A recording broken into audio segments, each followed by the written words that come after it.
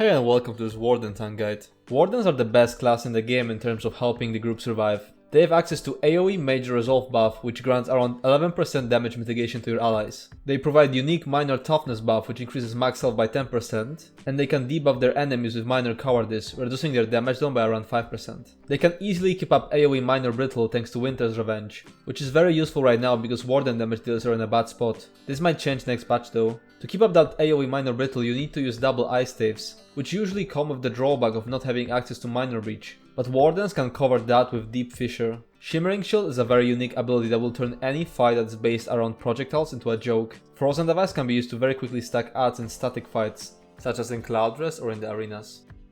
Once again, to save your time, I want to mention that most of the chapters in this video are straight up copied from my other class guides, simply because there was nothing more to add. But I still want to show the whole thing for people who came here just for the Warden guide. Gear chapter is identical to that of DK. Enchants and traits are identical to those shown for a Necromancer. Skills are obviously completely new. Champion points are the same as those of a Necromancer. Race, food, attributes, Mundus and potions are the same as those of a Dragon Knight. And tips chapter has something new. So, let's get started. Gear. I'm using the Wizard's Wardrobe add-on to quickly swap between setups, but I'll also talk about how to set up your gear if you don't want to use that add-on or if you're a console player. We're gonna start with form and content, so dungeons and arenas. Against trash, your monster set choices are Spolder of Ruin, paired with One Piece Magma Incarnate, most reliable option but reduces your sustain. Archdruid Deverick is in theory the strongest option, but in practice is really bad against trash because it often backs out on uneven terrain. Encratis if your team has mainly fire damage, but you'll have to slot flame damage abilities, so I would advise against that. Tremor Scale if your damage dealers are in medium armor and they need additional penetration. 5-piece sets you can use are Yolnacrin, very easy to proc. It's best to use it on body since you want it to work on both of your bars. Crimson Oath can be put on body or back bar. Useful if your damage dealers need more penetration, but don't combine it with Tremor Scale, one is enough. Olorim can be put on back bar and is the best option if you don't have a healer with you, providing Magic Courage. Powerful Assault can be put on body or back bar. Its main disadvantage is it requires you to cast an assault ability. Turning Tide can be put on body if you're not using Archdruid, but its usefulness depends on your group. In an experienced group, this set will most probably proc while the trash is almost dead. Pearlescent Ward is only slightly worse than Yolnacrin. On your front bar, Vateshran Sword and Board is an absolute winner. It makes stacking adds so much faster. Master Sword and Board is an option if you wanna be safe. My preferred setup is Spolder, Yolnacrin on body, Olorim on back bar, and Vateshran on front bar.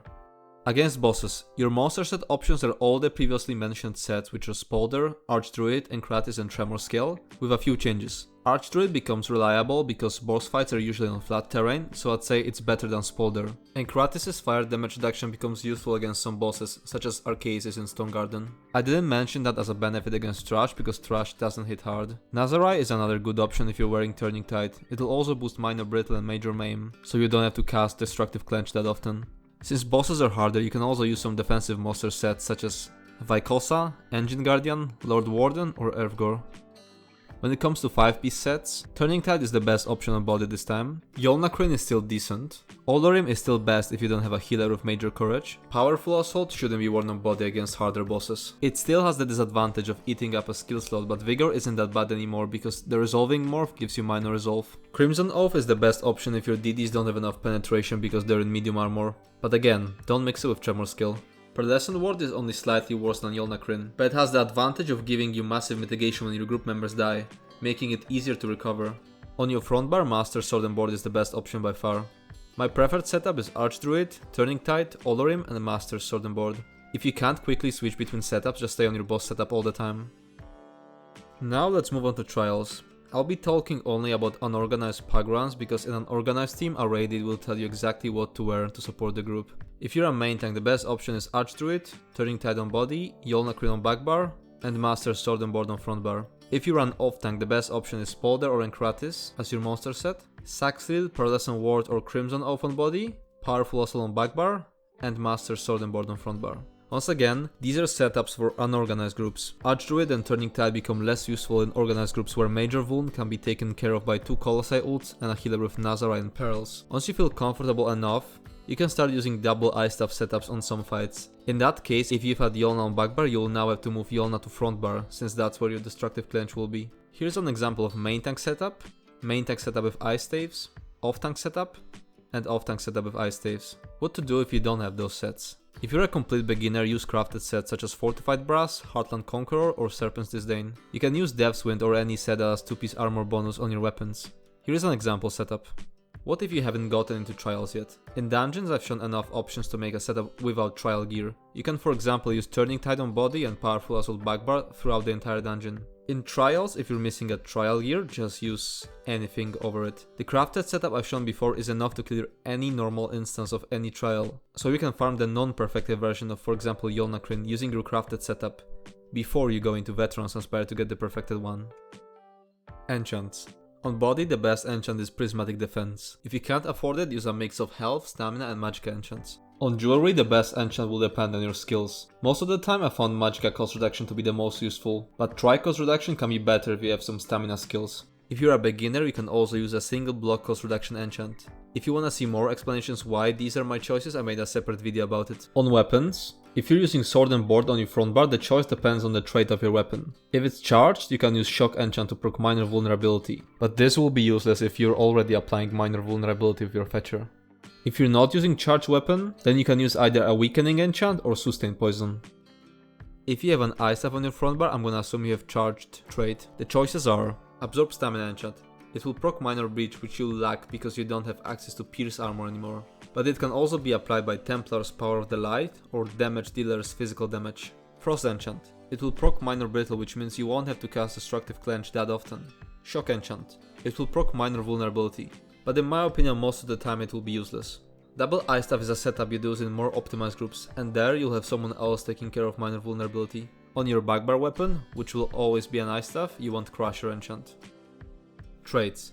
Reinforce combined with Divines provides around 4% damage mitigation and 84 magicka recovery if you're using Atronach Mundus, and it is the best setup overall, with other traits outperforming it only in rare situations. Story Day can be useful for beginners who block a lot of attacks they don't have to block, but in my opinion it's not worth using at all, since it will be a hassle to swap everything once you learn how to play. It's much better to go with the Reinforced Divine setup and use a block cost enchant, which you can easily swap out later. Well fitted can also be useful in niche situations. For jewelry, the best trait is Infused. You can also use Swift in trash fights. Once again, if you wanna see explanations why, go see my video about jewelry. For weapons, the trait on your one-handed weapon should be Charged, Decisive or Defending. I'd say Charge is the best overall. Decisive can be good in trials where all of the debuffs you could apply with enchants are already covered by other people. Defending will give you around 4% damage mitigation, so it's a good defensive option. If your front bar weapon is an ice staff, then Charge is the best option. On your backbar weapon, which will always be an ice staff, you should use Infused trait. Skills. Just like with gear, I'm gonna go over multiple setups between which you can swap using add-ons. And I'll also mention how to set up your skills if you're not going to swap at all. This is the skill setup against trash packs in dungeons. Your first priority is using Destructive Clench to taunt dangerous adds. If there are none, you can skip that and start with the next step, throwing caltrops. Then drop Elemental Blockade, use Power Slam to trigger Vatish Run, and use Pulsar to snare all the smaller enemies.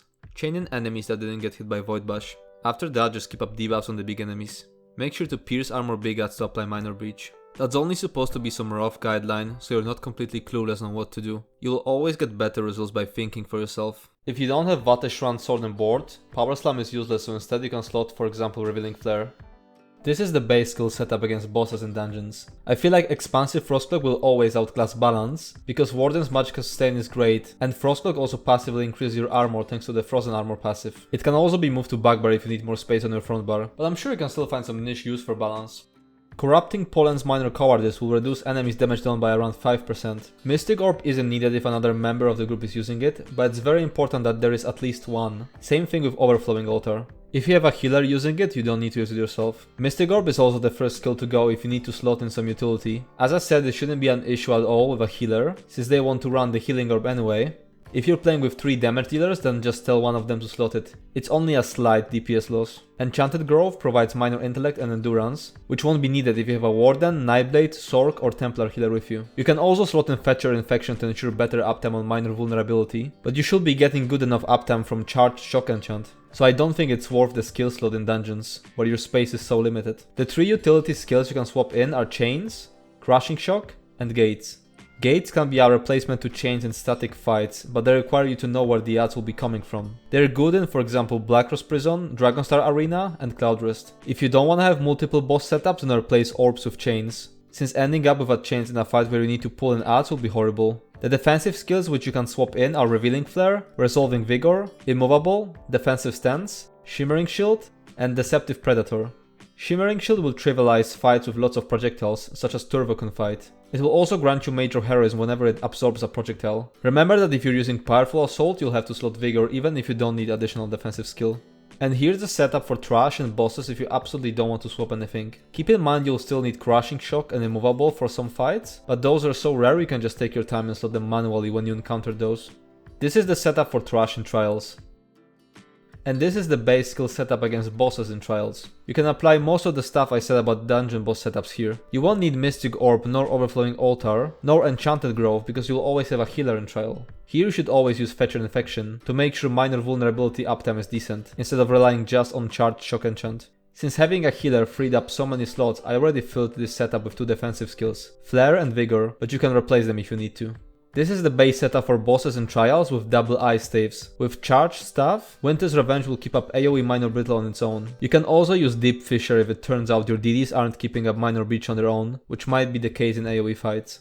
The 2 ultimates you can use are Aggressive Horn, best for improving the group's DPS, and Reviving Barrier, best for helping the group survive. If you commit to using only one of them, then you have a free slot on your front bar, and you can slot Temporal Guard there, which will passively grant you minor protection, reducing your damage taken by 5%. Just because I didn't mention some skill doesn't mean you shouldn't use it. There's way too many utility skills that will be useful in some rare occasions, such as Time Freeze, and it's impossible for me to cover every possibility.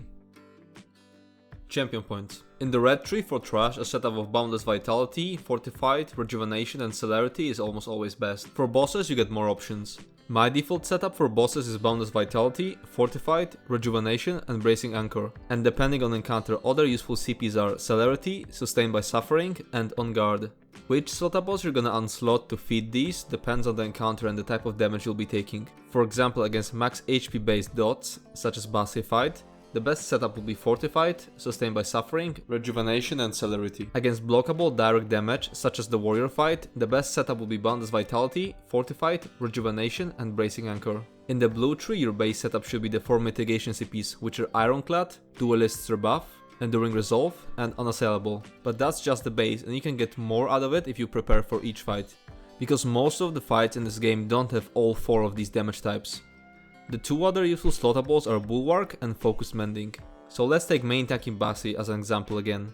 You can throw away Unassailable because you don't need Area of Effect damage reduction. And you can throw away Ironclad because even though there will be some direct damage attacks, most of the damage will come from the dot. So you'd end up with Duelist Rebuff, Enduring Resolve, Bulwark and Focused Mending. Race. Unfortunately, the races are not balanced at all, and Nord is much better than anything else, and the difference is not small, it's about 7% damage mitigation. You can of course change the build a bit on other races to get more armor, but then you lose sustain. Pick Nord if all you care about is performance, otherwise just pick any race that looks cool to you. Food. The best food is Orzorga Smoked Bear Haunch, but it's expensive. Jewels of Misrule provide slightly lower stats and are way cheaper. When main tanking Cloudrest in Execute, you will want to lower your max HP, so you will switch to Candid Jester Coin. Attributes. Most of the time it's best to put all your points into health. It'll increase your survivability and increase scaling on some of your abilities. Having bigger resource capacity is useful, but not at the cost of health. If you're playing a race with racial bonus to maximum magicka, you'll have to put some points into stamina to make sure it's higher than magicka, so that stamina is your dominant resource. Mundus. Most of the time the Yachanak, which increases your magicka recovery, is the most useful. If you didn't choose Nord as your race, then the Lady, which increases your armor, is also an option to make up for missing armor. The Steed, which increases your movement speed, can also be useful in places such as Cloudrest, but it's not necessary. Potions. Most of the time you want to use the Tristat potion, which restores all of your resources and boosts their recoveries by 30%. You can craft it by combining Columbine, Baglos and Mountain's Flower.